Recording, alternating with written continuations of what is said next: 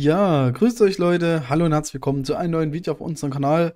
Heute möchte ich euch mal zeigen, wie ihr eure Deepin-Projekte, wie zum Beispiel Helium, alles unter ein Dach sozusagen bekommt, wie ihr eure Rewards tracken könnt, wie ihr seht, was täglich oder monatlich bei rumkommt.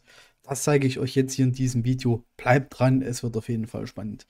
Ja, wir haben ja viele Deepin-Projekte, zum Beispiel Helium ist mit am Start bei uns, zum Beispiel Dimo ist mit am Start.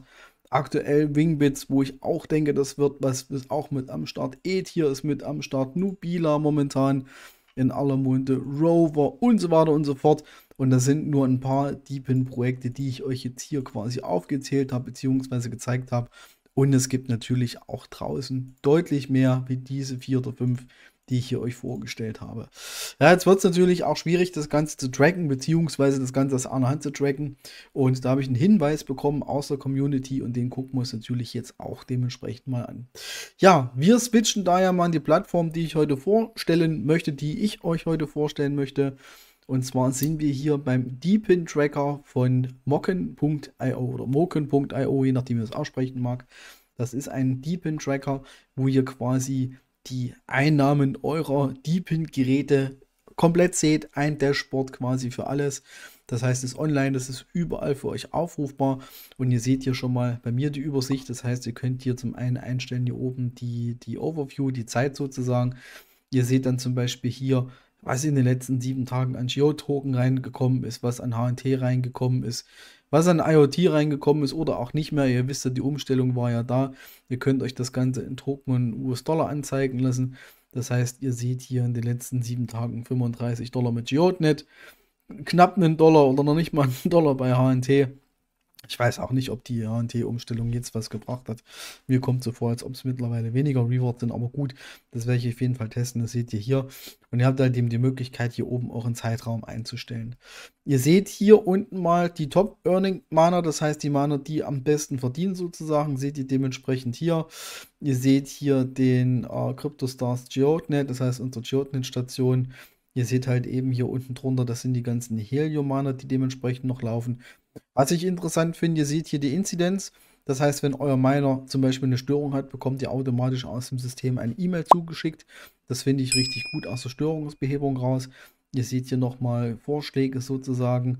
Und ihr seht hier drüben auch die Tokenpreise für die ganzen Projekte, die hier schon inkludiert sind. Das heißt, ihr seht hier quasi die Miner, die bei mir laufen, beziehungsweise hier in der Übersicht, was man mit welchen Token in diesem Zeitraum verdient hat, den man hier einstellen kann. Ja, dann seht ihr hier auf der linken Hand Miners. Das bedeutet, ihr seht jetzt hier quasi eure Miner sozusagen. Ihr seht hier, die sind aufgelistet.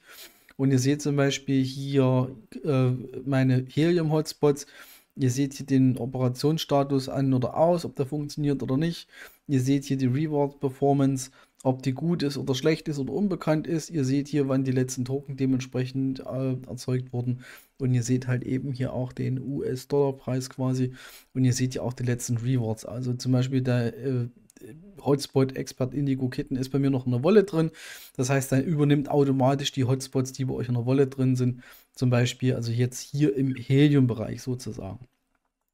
Dann gibt es noch den Tab Inzidenz. Das heißt, hier auf Inzidenz wird euch halt eben angezeigt, wenn was online ist, beziehungsweise wenn was offline ist, etc. Also ihr seht hier, geht irgendein Hotspot von euch aus, werdet ihr automatisch informiert oder zum Beispiel hier Beacon Missing. Das heißt, hier hat irgendwas nicht funktioniert und das bekommt ihr nochmal zusätzlich per E-Mail. Das heißt, sollte irgendein Gerät beziehungsweise irgendein Miner von euch hier ein Problem haben, werdet ihr automatisch informiert. Genau, hier gibt es noch den Tab Rewards. Ihr seht hier, wann welche Rewards quasi reingekommen sind. Finde ich natürlich auch nicht schlecht.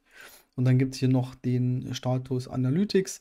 Das heißt, hier kann man quasi sehen, wie gut performen die Geräte im Laufe der Zeit. Seht ihr auch nochmal dementsprechend hier. Beziehungsweise, was ist halt eben reingekommen? Was habt ihr hier dementsprechend mit welchem Netzwerk am meisten verdient? Ihr seht hier Geodenet macht den größten Teil aus. Danach kommt Helium IoT. Und so verteilt sich das Ganze sozusagen. Ja, also ich finde, es ist auf jeden Fall eine sehr schöne, übersichtliche Geschichte. Und ich möchte auch jetzt euch zeigen, wie ihr die Miner hinzufügt. Und dann noch ein Thema, was mir nicht so gut gefällt bei der Seite. Na, aber wie gesagt, kommen wir gleich dazu. Genau, also wenn ihr auf dieser Seite, also tracker.mocken.io ist die Seite, Packe ich euch nochmal einen Link in die Beschreibung unten rein. Da seht ihr auch mal unser Dashboard bzw. unsere Seite. Wenn ihr einen Deepin Miner hinzufügen würdet, geht hier oben auf Add Miner als Miner hinzufügen und dann habt ihr eine Liste, wo ihr quasi euer Deepin Projekt hinzufügen könnt. Ihr seht hier, E-Tier ist mit dabei, Brainstem ist mit dabei, Qdis ist mit dabei, Deep, Demo, Geodnet, Helium, CBRS, das ist quasi die 5G-Geschichte, Helium IoT, sehr interessant, was ich da meistens mit nutze. Helium Wi-Fi, Hive Mapper, Nubila, Rover, Swordchain, Waba, WatchX, Wayru, Versa XM, Wingbits und X-Protokoll ist mit dabei. Und wenn ihr zum Beispiel was hinzufügen wollt, klickt ihr einfach nur hier drauf. Das heißt, wir nehmen jetzt mal an Wingbits, dann braucht ihr hier den Identifier und den Nickname. Und das Coole ist, dass hier jeweils unten drunter ein Video ist, wo euch das dementsprechend erklärt wird. No also intro, how to add the Wingbits to the Deepin tracker. Ihn hier Click on add. und er erklärt euch sozusagen in diesem Video hier unten drunter, wie ihr quasi an die Information kommt, also an den Identifier beziehungsweise an den Nickname. Und das ist eigentlich relativ einfach. Unter den meisten ist ein Video unten drunter, wo ihr euch das nochmal angucken könnt. Wir gucken mal zum Beispiel bei Wayru. Ihr seht ja auch hier bei Wayru müsst ihr quasi eure Wallet-Adresse eingeben. Den geht auf Continue. Hier unten wird das auch nochmal dementsprechend erklärt. Und so funktioniert halt eben das Ganze. Also so habt ihr die Möglichkeit, die ganzen Netzwerke, die hier drin sind, quasi hiermit hinzuzufügen. Ja, dies dazu. Ich finde das wirklich cool, praktisch, übersichtlich. Und ist wirklich auch gut und übersichtlich gemacht. Das Einzige, was mir ein bisschen negativ aufstößt, was heißt negativ aufstößt, ist vielleicht auch nicht richtig gesagt. Ihr seht es aber hier, ich habe heute mal oder gerade eben mal meinen Swordchain hinzugefügt, das heißt mit der Wallet sozusagen. Und ihr seht hier zum Beispiel Lizenz required. Das heißt, viele Projekte, also Helium läuft zum Beispiel 100%ig kostenlos, das habe ich euch ja eben gezeigt. Aber bei anderen Projekten ist es teilweise so, dass ihr eine Lizenz dafür braucht. Und die Lizenz, ich sag's mal so, ist jetzt nicht so teuer, ist es mir aber ehrlich gesagt auch nicht wert. Ne? Wenn wir mal jetzt gucken auf die Lizenzeinstellung, das dauert immer bis, wenn ihr es seht, die Lizenz zu kaufen. Das heißt, eine 2-Jahres-Lizenz hier zum Beispiel kostet $105.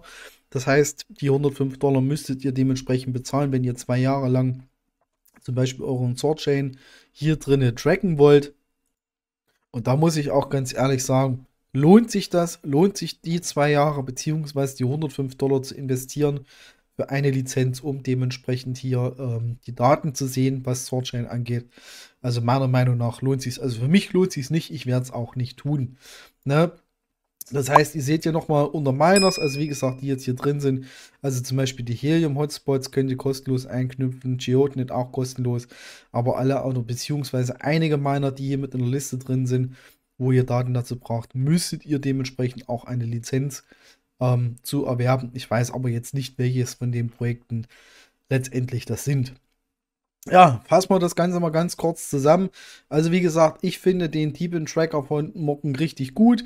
Das heißt, ihr habt eine richtige Übersicht. Was macht euer Miner? Wie viel verdient euer Miner? Ihr seht hier auch nochmal in der Miner-Übersicht, wie ist gerade der Status? Funktioniert er nicht? Ist er kritisch, underperforming? Also performt er gut, performt er nicht gut? Die Inzidenz finde ich natürlich auch richtig gut. Das heißt, sobald irgendein Gerät von euch aussteigt, dann kriegt ihr sofort eine E-Mail-Benachrichtigung und könnt halt eben nachschauen, was gerade los ist. Auch dieser Tab mit den Rewards finde ich sehr interessant, wo ihr halt eben seht, wann das letzte Mal dementsprechend ein Reward reingekommen ist. Ihr seht zum Beispiel hier, 7.2., 8.2. und natürlich auch Analytics. Das ist natürlich richtig gut, wo man halt eben sehen kann, wie stehen aktuell die Performance da, mit welchem Protokoll verdiene ich am meisten. Hier seht ihr auch nochmal die anderen Geschichten, die eingebunden werden können. Und wie gesagt, mir gefällt das ehrlich gesagt richtig gut. Ihr habt auch nochmal die Miner-Uptime. Das heißt, es ist eigentlich wie so ein richtiges Netzwerkmonitoring, wo ihr seht, welcher Miner ist hier permanent online. Ja, und ihr seht es halt eben dementsprechend auch hier. Und ich finde das richtig gut. Demnächst wird noch ein Referral-Programm kommen. Mal gucken, ob man das überhaupt braucht. Aber wie gesagt, im Großen und Ganzen finde ich das ein cooles Projekt, beziehungsweise eine coole Seite. Auch die Miner, die man hier einbinden kann, ist ja quasi, also Helium ist kostenlos, sagst Geodnet ist kostenlos.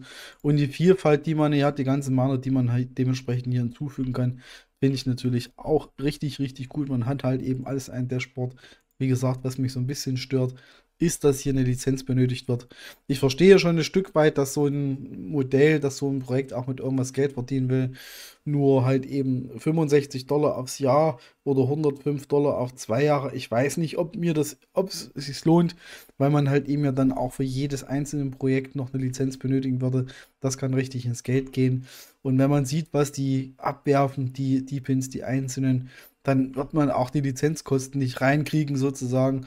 Deswegen ist meine Meinung, dass man es halt eben nicht braucht. Aber jeder muss halt eben selbst entscheiden, was er tut mit der ganzen Geschichte, beziehungsweise ob man es macht. Also probiert es einfach mal aus. Helium ist kostenlos, GeodeNet ist kostenlos.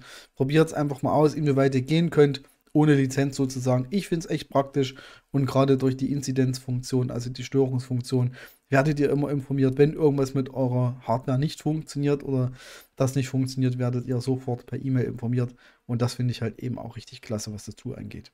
Ja, vielen Dank nochmal fürs Melden, kam auch über unsere Community rein. Ansonsten soll es das von mir gewesen sein. Ich bedanke mich bei euch fürs Zuschauen, wünsche euch was. Bis die Tage. Bis später. Ciao.